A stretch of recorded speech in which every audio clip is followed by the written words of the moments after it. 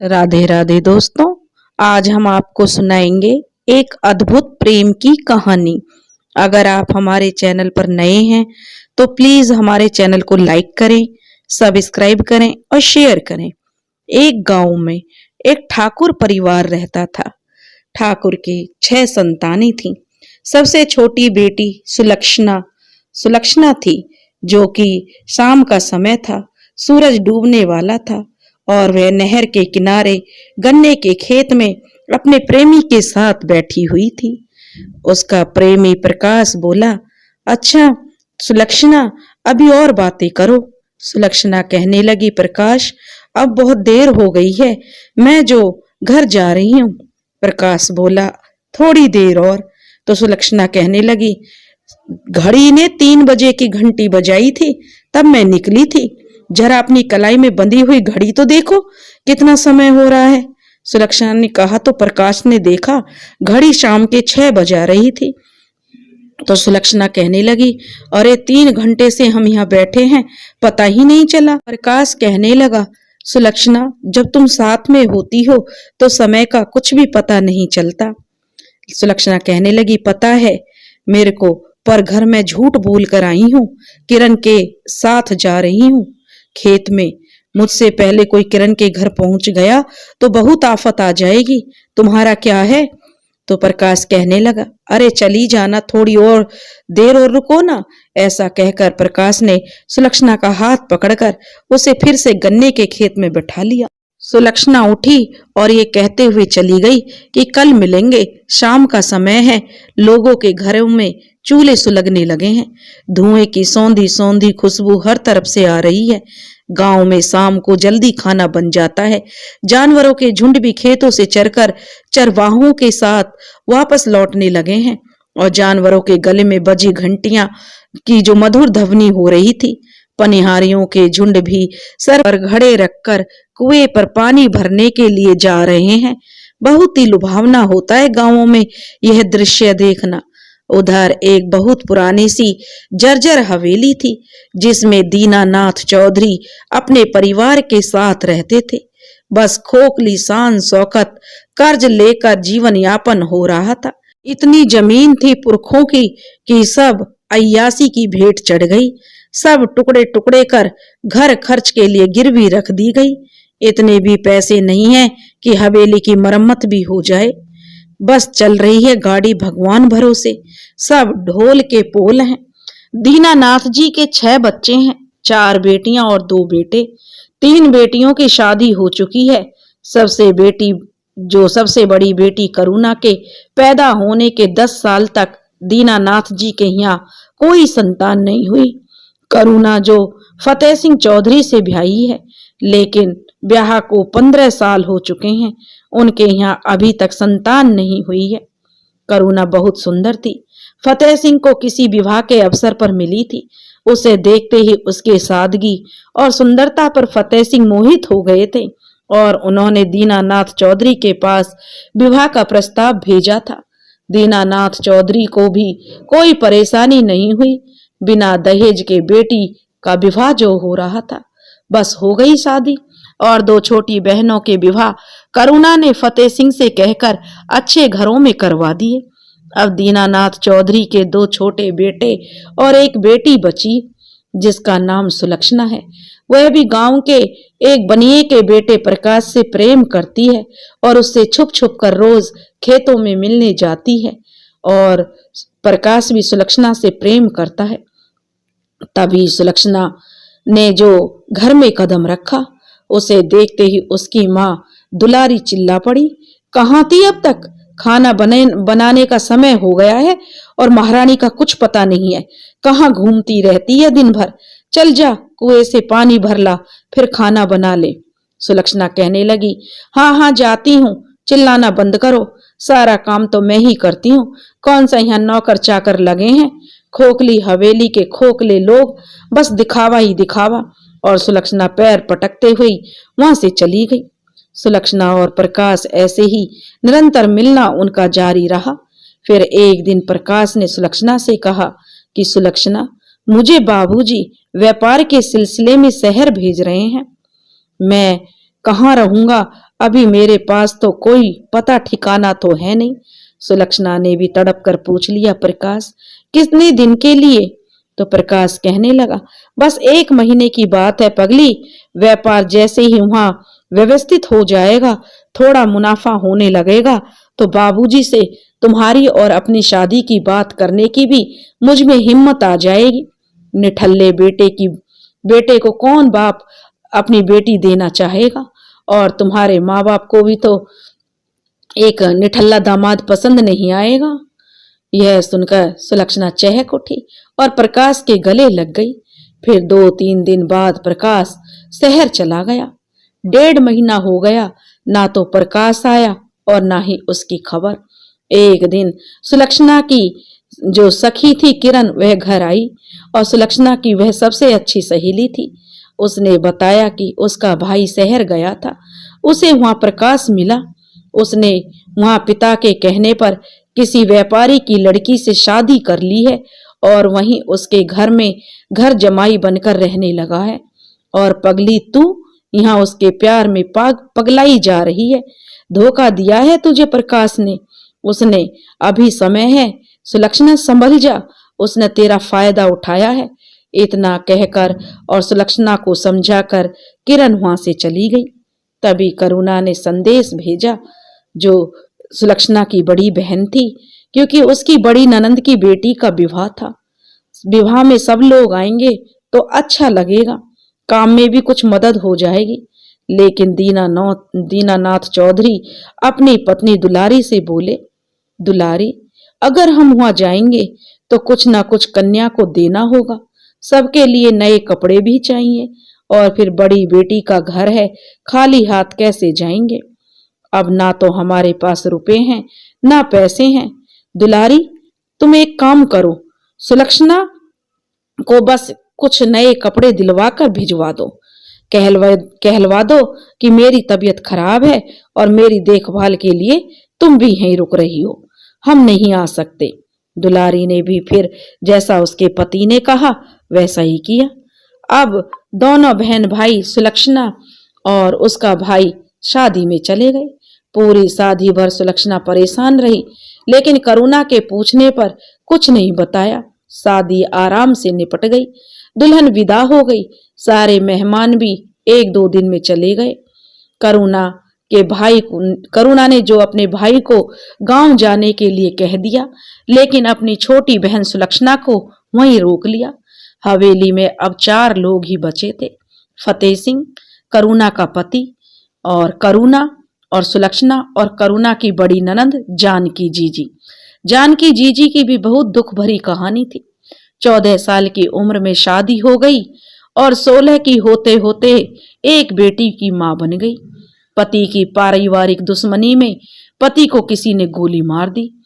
मां अपनी बच्ची को बचाते बचाते मायके पहुंच गई और तब से वह अपने मायके में ही रहती है। बेटी की जिम्मेदारी भी निपट गई और वो भी पराये घर की हो गई। फतेह सिंह और करुणा जीजी की बहुत इज्जत और सम्मान करते हैं। बिल्कुल करुणा और फतेह सिंह जो उसे अपनी माँ की तरह मानते हैं। तभी एक दिन वहां पर सुलक्षणा को उल्टियां होने लगी। करुणा ने सुलक्षणा से पूछा तो उसने कहा कि जीजी मैं माँ बनने वाली हूँ और उस लड़के ने किसी और से शादी कर ली है। जीजी और करुणा ने धीरे से दाई माँ को बुलाया। दाई माँ ने सुलक्षणा की नब्ज देखी और बता दिया, अभी 2 महीने पूरे नहीं हुए हैं, कोई दवा देनी हो तो बताओ। लेकिन करुणा ने बहुत सारे पैसे देकर दाई माँ का मुंह बंद कर दिया और बोली, सुलक्षणा इस बच्चे को जन्म देगी। जीजी बोली, जो उनकी ननंद थी उन्हें सब जीजी बोलते थे। वह बोली, तू पागल हो गई है करुणा, एक बिन ब्याही लड़की कैसे बच्चे को जन्म दे सकती है, समाज क्या कहेगा। करुणा बोली, ठाकुर साहब करेंगे ना सुलक्षणा से शादी, अब इस हवेली का वारिस आएगा, मैं मनाऊंगी ठाकुर साहब को, इस बच्चे के लिए मैं कुछ भी करूंगी। सुलक्षणा की जो बहन करुणा ने कहा तो जीजी कहने लगी, नहीं यह नहीं हो सकता, किसी और का पाप तो मेरे भाई के सिर कैसे लाद सकती है। तब करुणा कहने लगा, जी जी, मैंने देखा है अपने पति को संतान के लिए पल पल मरते, उन्हें आंसू बहाते। नहीं नहीं दीदी, अंदर ही अंदर सूख रहे हैं वो, जिससे उनके दिल में घाव हो गए हैं। 15 साल से वीरान पड़ी उनकी दुनिया में अब बाहर आ जाएगी। करुणा नहीं मानी। उसने सुलक्षणा की स्थिति से सबको जो घर में बता दिया। माँ बाप ने तो अपनी इज्जत बचाने के लिए हाँ भी कर दी कि कोई नहीं, करुणा अगर अपनी बहन को अपने पति के लिए ले जा रही है तो उन्हें तो कोई ऐतराज नहीं था। लेकिन फतेह सिंह ने करुणा से कहा, करुणा, यह कैसे हो सकता है? मैंने कभी भी इस नजर से उसे नहीं देखा। तुमसे वो 15 साल छोटी है और तुम मुझसे 5 साल छोटी हो। करुणा, 20 साल का अंतर है मुझ में और सुलक्षणा में। तो करुणा बोली, जरा सोचिए ठाकुर साहब, हमारे आंगन में भी किलकारियां गूंजेंगी, इस घर को संभालने वाला भी कोई आ जाएगा। फतेह सिंह बोले, करुणा, तू फालतू की जिद मत कर, तुम ही मेरी पत्नी है और तू ही रहेगी। करुणा बोली, अच्छा आप ही बताइए, इसके अलावा और कोई तरीका है आपके पास सुलक्षणा की इज्जत बचाने का? अगर है तो बताओ। फतेह सिंह बोले, ये बच्चा रखने की ही क्या जरूरत है, खत्म करो इसे और सुलक्षणा की शादी किसी और से करवा दो। तभी जीजी कमरे में आई और बोली, फतेह, करुणा ठीक कह रही है, बच्चे को मरवाना ये समस्या का हल नहीं है। उस नन्ही सी जान का क्या कसूर है जो अभी इस दुनिया में आया ही नहीं है? उसके आने से हम सबकी जिंदगी में खुशियां भर रही हैं, तो इसमें क्या बुराई है? जीजी के कहने पर फतेह सिंह शादी के लिए तैयार हो गए। साधारण तरीके से थोड़े से मेहमानों के बीच शादी हो गई। रात को मधुचंद्र रात्रि की बेला थी। इसकी खुशी ना तो सुलक्षणा को थी और ना ही फतेह सिंह को। दोनों तो वही कर रहे थे जो करुणा कह रही थी। करुणा ने सुलक्षणा को सजाकर कमरे में बैठा दिया और ठाकुर साहब से बोली, चलिए अंदर। फतेह सिंह के मना करने पर भी फतेह सिंह को कमरे में जाना पड़ा। फतेह सिंह जैसे ही कमरे में पहुंचे, सुलक्षणा ने चीखना चिल्लाना शुरू कर दिया और वह फतेह सिंह से बोली, शर्म नहीं आई आपको शादी के लिए हाँ करते? मैं लड़की होकर मना नहीं कर पाई, आप तो मना कर सकते थे। अपनी उम्र देखिए, 20 साल बड़े हैं आप मुझसे, लेकिन नहीं, जवान लड़की देखी और निकल पड़े शादी करने। मर्दों की जात कुछ होती ही ऐसी है। और खबरदार, जो मुझे छूने की भी कोशिश की। घिन आती है मुझे ऐसे घटिया सोच वाले इंसान से।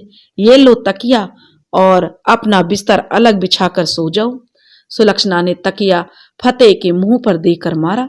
बेचारा फतेह अपना सा मुंह लेकर बिस्तर बिछाकर करवट बदल कर लेट गया और दुख से उसकी आंखें लाल हो गईं और आंखों से 2 बूंद आंसू भी टपक पड़े। सुलक्षणा ने यह सब जब सुना तो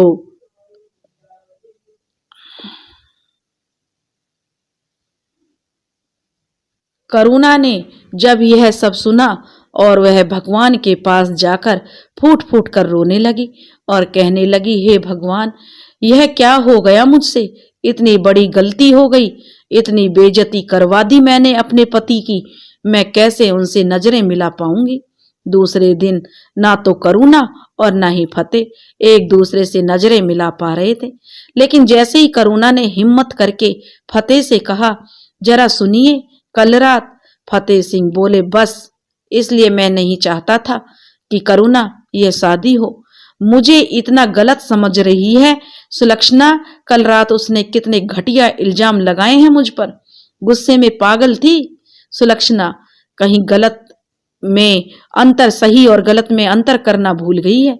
क्यों कराई करुणा तुमने मेरी शादी सुलक्षणा से? करुणा गुस्से में यह सुनकर सुलक्षणा के पास जाकर बोली, सुलक्षणा, क्या समझती है तू खुद को? पाप तूने किया, मुंह तू काला करके आई है और भला आदमी तेरे पाप को समेटने की कोशिश कर रहा है तो तेरे ऊपर लगे कलंक को मिटा रहा है तो तू उसे खरी खोटी सुना रही है। ऐसा कोई महान काम नहीं किया तूने जो हम तेरे नखरे उठाएं। खबरदार, जो आज के बाद मेरे पति को कुछ भी कहा तो। इतना कहकर करुणा वहां से चली गई। अब सुलक्षणा को थोड़ा एहसास हुआ कि शायद उससे बहुत बड़ी गलती हो गई और उसने फतेह को बहुत गलत कह दिया। कह क्या दिया, कर ही दिया।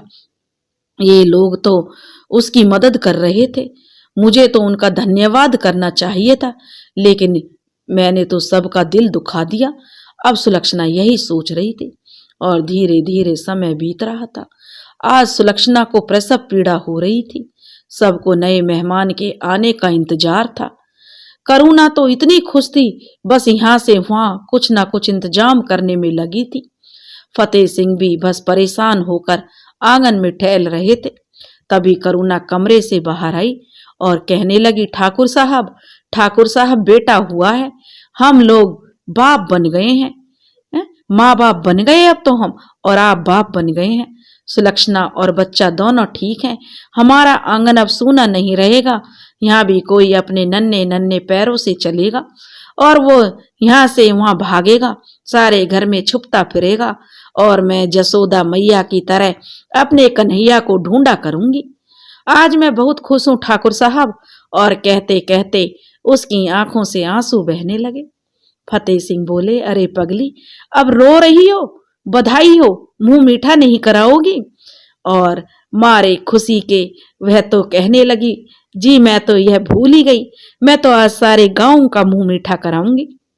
और अपनी ननद से बोली, चलो जी ढोलक लाओ, आज तो मैं सोहर भी गाऊंगी और नाचूंगी भी। तब तक नाचूंगी जब तक मेरे पैर न थक जाएं। बहुत धूमधाम से बच्चे का जो जसोठन मनाया गया, सारे गांव को न्योता दिया गया।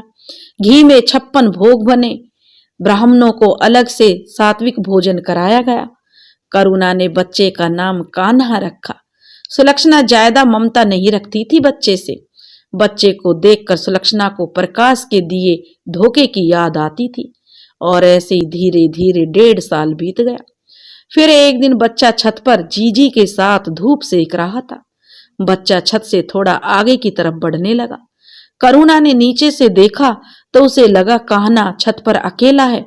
उसे सोचने लगी, आवाज दूंगी तो वह आगे बढ़ेगा और कहीं वह नीचे ना गिर जाए, और वह घबरा गई। वह दौड़कर सीढ़ियां पर जा रही थी कान्हा को बचाने के लिए। तभी एकाएक करुणा का पैर फिसला और वो सीढ़ियों से लुढ़क कर नीचे आ गई। तभी जीजी आवाज सुनकर बच्चे को लेकर नीचे आई तो देखा करुणा के सर से बहुत खून बह रहा था। उसने जल्दी से फतेह को बुलाया। करुणा को जीप में डालकर सब लोग अस्पताल ले गए। इलाज के बाद करुणा को होश आया तो वो बात करने में असमर्थ थी। इशारे से उसने फतेह और सुलक्षणा को बुलाया। उसने फतेह और सुलक्षणा का हाथ एक दूसरे के हाथों में देकर वह जो निर्जीव हो गई। पूरे 16 श्रृंगार के साथ करुणा का अंतिम संस्कार किया गया। करुणा के जाने के बाद ठाकुर फतेह सिंह बहुत उदास रहने लगे। जीजी बहुत समझाती अपने भैया को, कहती, फतेह तेरे ऐसे उदास रहने से वह वापिस तो नहीं आ जाएगी, तो ठीक से खाता पीता भी नहीं है, ऐसे कैसे चलेगा? तो घर का मुखिया है, तुझसे ही तो घर चल रहा है, समझदारी से काम ले मेरे भाई। तब फतेह कहता, जीजी मैं कैसे भूल जाऊं करुणा को, वह मेरे बस में नहीं है। और फतेह जो रोने लगता। करुणा के जाने के बाद अब कान्हा का ख्याल भी पूरी तरह से फतेह सिंह और जीजी ही रखते थे। सुलक्षणा अब भी बच्चे से कटी कटी रहती थी। प्यार तो करती थी कान्हा से, लेकिन कभी कभी सोचती इसी बच्चे के कारण आज वो इस रास्ते पर खड़ी है। फिर से उसे प्रकाश की बेवफाई याद आ जाती। एक दिन जीजी ने सुलक्षणा से आकर कहा, सुलक्षणा करुणा के जाने के बाद अब तुम ही फतेह की ब्याहता हो, इस घर की मालकिन हो, यह सब कुछ तुम्हारा है। मैं तुम्हारी बड़ी नंद होने के नाते बस सलाह दे सकती हूँ, मानना या ना मानना तुम्हारी मर्जी। करुणा की भी मरते समय शायद यही इच्छा थी कि तुम और फतेह अब एक हो जाओ। करुणा भी यही चाहती थी। सुलक्षणा तुम फतेह को अपना लो, मेरा भाई बहुत अच्छा है। करुणा के जाने के बाद तो जैसे उसकी मुस्कुराहट ही चली गई है। तभी कान्हा के रोने की आवाज आई। जीजी बोली, अच्छा अब मैं जाती हूँ, कान्हा रो रहा है, जरा देखूं तो, मेरी बात पर जरा गौर करना। पहले सुलक्षणा सिंदूर नहीं लगाती थी, लेकिन उस दिन के बाद जीजी के इतना कहने पर वह मांग में सिंदूर भरने लगी। करुणा की तरह सारे व्रत उपवास करने लगी। घर की ज्यादातर जिम्मेदारियां अब सुलक्षणा ने संभाल ली थी। यदा कदा वह अब सबकी नजरें बचाकर फतेह सिंह को देखने लगी, लेकिन फतेह सिंह कभी भी भूल कर भी उसकी तरफ नजर तक नहीं डालते थे। यहाँ तक कि खाने के लिए जीजी से ही कहते या किसी नौकर से। अब सुलक्षणा भी चाहे दिन हो या रात, जब तक फतेह सिंह खाना नहीं खा लेता, सुलक्षणा भी खाना नहीं खाती थी। उनका हमेशा इंतजार करती। यह सब देखकर जीजी को अच्छा लगता कि चलो अभी भी मेरे भाई का घर उजड़ा नहीं है। करुणा चली गई है तो सुलक्षणा है। सुलक्षणा के मन में मेरे भाई के लिए प्यार उमड़ रहा है। एक ना एक दिन फतेह भी उसे समझ जाएगा और अपना लेगा। जीजी अब सुलक्षणा को ठीक से समझाने लगी थी। सुलक्षणा दिल की बुरी नहीं थी, उस समय परिस्थितियां ही कुछ ऐसी थी। जीजी हमेशा सुलक्षणा को समझाती, सुलक्षणा पति को खुश रखना है तो थोड़ा बन संवर कर रहा कर। सुलक्षणा शर्म से लाल हो जाती और कहती, कैसी बातें करती हो जीजी। जीजी बोलती, भाई सुलक्षणा, मैं तुम्हारी ननंद हूं और मजाक तो मैं कर ही सकती हूँ। और दोनों की आपस में पटने लगी थी। सुलक्षणा बन संवर के भी रहती, तब भी फतेह उसकी तरफ नहीं देखता। बस हमेशा की तरह कमरे में आता, फर्श पर चटाई बिछाकर सो जाता। सुलक्षणा से कभी भी बात नहीं करता। लेकिन एक दिन करवा चौथ का त्योहार आया। जीजी ने सुलक्षणा से करवा चौथ का व्रत रखने के लिए कहा। सुलक्षणा ने भी हाथों में मेहंदी लगा रखी थी और जीजी से पूछ रही थी, जीजी शाम को कौन सी साड़ी और गहने पहनूं? तो जीजी बोली, सुलक्षणा तू दुल्हन की तरह तैयार होना आज, लाल साड़ी और सारे गहने पहनकर। तभी जीजी को कुछ याद आया। वो फतेह के पास गई और उससे पूछा, फतेह कहाँ जा रहा है भाई? तो फतेह बोला, जीजी आज शहर तक जा रहा हूं, थोड़ा काम है, आप कहो आपको क्या काम है? तो जीजी कहने लगी, फतेह आज करवा चौथ है, सुलक्षणा ने तेरे लिए व्रत रखा है, शाम को भाई घर जल्दी आना और उसके लिए साथ में कुछ उपहार भी लेते आना, एक अच्छी सी साड़ी और एक मंगलसूत्र। फतेह बोला, ठीक है जीजी। शाम को सुलक्षणा लाल साड़ी और गहने पहनकर बहुत ही खूबसूरत लग रही थी। जीजी ने तुरंत काला टीका लगाया। पूजा की सारी तैयारियां हो गई, चांद भी निकल आया, लेकिन फतेह सिंह को बहुत देर हो गई थी। वो अभी तक लौटकर नहीं आया था। सुलक्षणा बेचारी भूखी प्यासी इंतजार कर रही थी और जीजी से बोली, जीजी आप तो खाना खा लो। लेकिन जीजी कहने लगी, जब तुम मेरा भाई और भाभी भूखे हैं, त्योहार का समय है, तुम दोनों तो भूखे बैठे रहो और मैं खाना खा लूं, ऐसा तो नहीं है सुलक्षणा, भाई आ जाएगा तभी खाना खाएंगे। तभी आंगन के बाहर से जो दरवाजे की जो खुलने की आवाज आई, शायद फतेह आ गया। जीजी ने कहा और तुरंत हाथ पैर धोकर उसने आवाज लगाई, फतेह थोड़ी देर में ऊपर आ जा। तो फतेह हाथ मुंह धोकर जो ऊपर आया। सुलक्षणा ने चलनी में से चांद देखा, फिर फतेह का चेहरा देखा। आज उसने पहली बार गौर से फतेह का चेहरा देखा था, लेकिन फतेह की नजरें तो नीची थी। उसने एक बार भी सुलक्षणा की तरफ नहीं देखा। फिर सुलक्षणा ने पूजा करके फतेह के पैर छुए और उसने दोनों पैरों का स्पर्श इस तरह किया जैसे वह फतेह से माफी मांग रही हो, और उसकी आंखें भर आईं। फिर जीजी बोली, फतेह बहू को पानी पिला। फतेह ने सुलक्षणा को पानी पिलाया। फिर जीजी बोली, जो उपहार लाया है वह तो दे दे। फतेह ने मंगलसूत्र और साड़ी सुलक्षणा को थमा दी। जीजी बोली, अब मंगलसूत्र लाया ही है तो सुलक्षणा को पहना भी दे भाई। फतेह ने सुलक्षणा को जो मंगलसूत्र पहना दिया। जीजी बोली, आज पहली बार करवा चौथ का व्रत रखा है, थोड़ा सिंदूर भी लगा दे। फतेह ने सुलक्षणा के सिंदूर भी लगा दिया। फिर नीचे जाकर सबने खाना खाया। जीजी बोली, आने में इतनी देर कैसे हो गई भैया? तो फतेह बोला, जी एक मित्र के यहाँ यह साड़ी और मंगलसूत्र भूल आया था। शाम तक गांव आ गया था, फिर याद आया कि साड़ी और मंगलसूत्र तो मित्र के यहाँ छूट गए। फिर गांव से वापस जाकर फिर लेकर आया हूं। करवा चौथ की रात बिस्तर पर सुलक्षणा सजी धजी बैठी थी। फतेह ने उसकी ओर देखा भी नहीं और अपना बिस्तर फर्श पर बिछाया और लेट गया। उधर सुलक्षणा फबक फबक कर रो पड़ी। फिर दूसरे दिन उसने शाम के समय करुणा की साड़ी पहनी और करुणा की तरह ही तैयार होकर बिस्तर पर बैठ गई। जीजी से कह दिया कि वो आए तो उन्हें खाना दे दीजिएगा, मेरी तबीयत ठीक नहीं है। फतेह सिंह आया, खाना खाकर ही आया था और इस तरह से सुलक्षणा को जब उसने देखा कि उसने करुणा के कपड़े पहने हुए हैं तो वह सुलक्षणा के पास गया और करुणा के कपड़ों में देखकर वह जोर से सुलक्षणा से बोला कि तुम्हारी हिम्मत कैसे हुई करुणा के कपड़ों को हाथ लगाने की, और उसके गाल पर एक जोरदार तमाचा जड़ दिया और कहा, खबरदार जो आज के बाद ऐसा किया। सुलक्षणा फूट फूट कर रोने लगी। अब किस बात का बदला ले रहे हैं मुझे? वह फतेह से बोली, मुझे तो लगा कि मैं दीदी की तरह लगूंगी तो आप मुझे पसंद करने लगोगे। मैं आपसे प्यार करने लगी हूं फतेह जी, आपको यह बात क्यों नहीं समझ आती? और फिर सुलक्षणा फूट फूट कर फिर से रोने लगी। लेकिन फतेह सिंह बिस्तर बिछाकर करवट लेकर लेट गए। उसकी आंखें भी भरी हुई थी, उसके मन में भी थोड़ी बहुत प्यार जाग रहा था सुलक्षणा के लिए।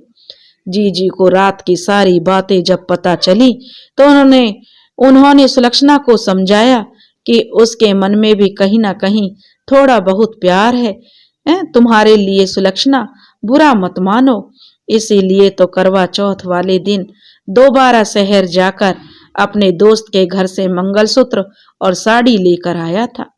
मेरी वह सुलक्षणा को समझाने लगी कि तुम चिंता मत करो, मेरा भाई बहुत सीधा है, दिल का बहुत साफ है, फिक्र मत कर सुलक्षणा, सब ठीक हो जाएगा।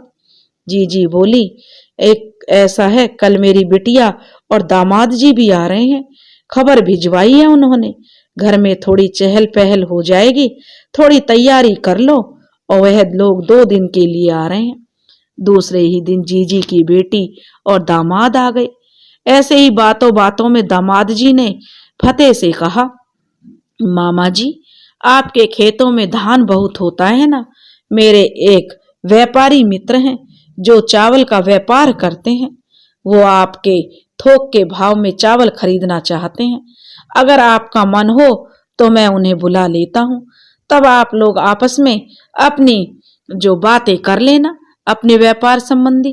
फतेह सिंह बोले, ठीक है बेटा, आप जैसा ठीक समझे दामाद जी। दूसरे दिन ही जो दामाद जी ने उस व्यापारी मित्र को अपने फतेह सिंह के घर बुला दिया। लेकिन सुलक्षणा उसे देखकर घबरा गई, क्योंकि वह कोई और नहीं प्रकाश था। प्रकाश के आ जाने से सुलक्षणा बहुत ही परेशान हो गई और प्रकाश भी उसे वहां देखकर चकित था। उससे अकेले में मिलने के बहाने प्रकाश ढूंढने लगा। सुलक्षणा को ऐसे परेशान देखकर जीजी ने सुलक्षणा से पूछ ही लिया, क्या बात है सुलक्षणा, बहू इतनी खोई खोई और इतनी परेशान क्यों दिख रही है? तभी सुलक्षणा कहने लगी और जीजी के गले लगकर पहले तो वह रो ही पड़ी और फिर बोली, जीजी मेरा अतीत मुझे जीने नहीं देता है। मैं जितना भूलने की कोशिश करती हूँ घूम फिर कर सामने आ जाता है, कहीं कान्हा के रूप में तो कहीं कहते कहते रुक गई। तो जीजी बोली, रुक क्यों गई, अब आगे भी बोलेगी? सुलक्षणा बोली, ये जो हमारे घर व्यापारी बनकर आया है यही तो कान्हा का बाप है, इसी ने तो मुझे धोखा दिया था। जीजी मुझे बहुत डर लग रहा है इससे, यह कहीं कुछ उल्टा सीधा ना कर दे। वैसे भी ठाकुर साहब ने मुझे अभी तक अपनाया नहीं है, इसके आ जाने से मेरी बसी बसाई गृहस्थी बर्बाद ना हो जाए। जीजी बोली, सुलक्षणा डर मत बहू, ऐसा कुछ नहीं होगा। प्रकाश तेरा अतीत है और फतेह तेरा आज, तुझे किसी से इतना डरने की जरूरत नहीं है। जीजी और सुलक्षणा के बीच की बातें दरवाजे के पीछे खड़े फतेह ने भी सुन ली थी। सुलक्षणा जिस बात से डर रही थी वही हुआ। शाम का समय था। सब छत पर बैठकर चाय नाश्ता कर रहे थे। सभी गरम गरम पकौड़ियों का आनंद ले रहे थे। पकौड़ियां खत्म हो रही थीं। तभी जीजी बोली, सुलक्षणा बहू, पकौड़ियां कम हो रही हैं, जरा नीचे से और ले आ। सुलक्षणा बोली, अभी लाती हूँ जीजी। और सुलक्षणा जैसे ही नीचे पहुंची वैसे ही पीछे पीछे प्रकाश भी लघु शंका के बहाने नीचे आ गया और सुलक्षणा का हाथ पकड़ने की कोशिश की। सुलक्षणा ने अपना हाथ छुड़ा लिया और प्रकाश से बोली, दूर रहो मुझसे।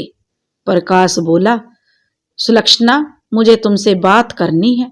सुलक्षणा कहने लगी, लेकिन मुझे तुमसे कोई बात नहीं करनी है। प्रकाश कहने लगा, सुलक्षणा, मैं तुम्हारा वही प्रकाश हूं जिससे तुम बहुत प्यार करती थी। सुलक्षणा बोली, चले जाओ यहां से, और यहां से मुझे कुछ नहीं सुनना है तुमसे और ज्यादा। प्रकाश बोला, इतना घमंड, इतनी अकड़, बहुत ही सती सावित्री बन रही है। और प्रकाश ने सुलक्षणा को पकड़ने की कोशिश की और कहने लगा, इतना घमंड किस चीज का है? सुलक्षणा ने जोर से जीजी को आवाज दी। जीजी बूढ़ी होने की वजह से नीचे जल्दी जाने में असमर्थ थी, तो उन्होंने तुरंत फतेह से कहा, जा नीचे जल्दी जाकर देख क्या बात है, बहू क्यों चिल्लाई? फतेह सिंह ने देखा प्रकाश सुलक्षणा को छूने की कोशिश कर रहा था। सुलक्षणा उससे खुद को छुटाने की। फतेह सिंह ने प्रकाश को पकड़ा और अच्छे से 3-4 झापट लगाकर उसे नीचे पटक दिया।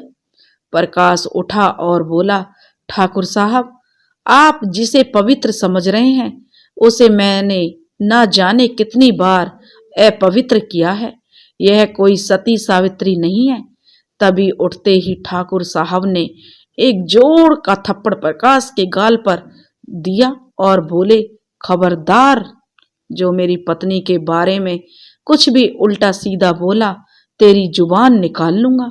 मेरी पत्नी कितनी पवित्र है और कितनी सती सावित्री, मुझे यह तुमसे सुनने की जरूरत नहीं है, और निकल जाओ मेरे घर से, और आज के बाद यह मनहूस शकल यहाँ दिखाई ना दे। तब तक सभी नीचे आ गए थे। प्रकाश ने धमकी देना शुरू कर दिया कि मैं तुम सब में से किसी को नहीं छोड़ूंगा, बदला लेकर रहूंगा।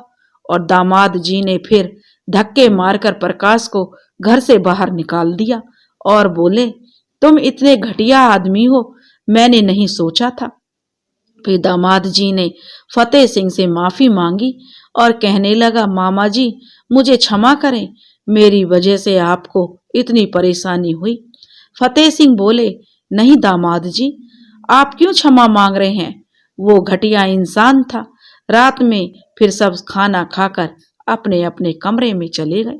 सुलक्षणा आज बहुत डरी हुई थी, अपने कमरे में जाने से भी डर रही थी।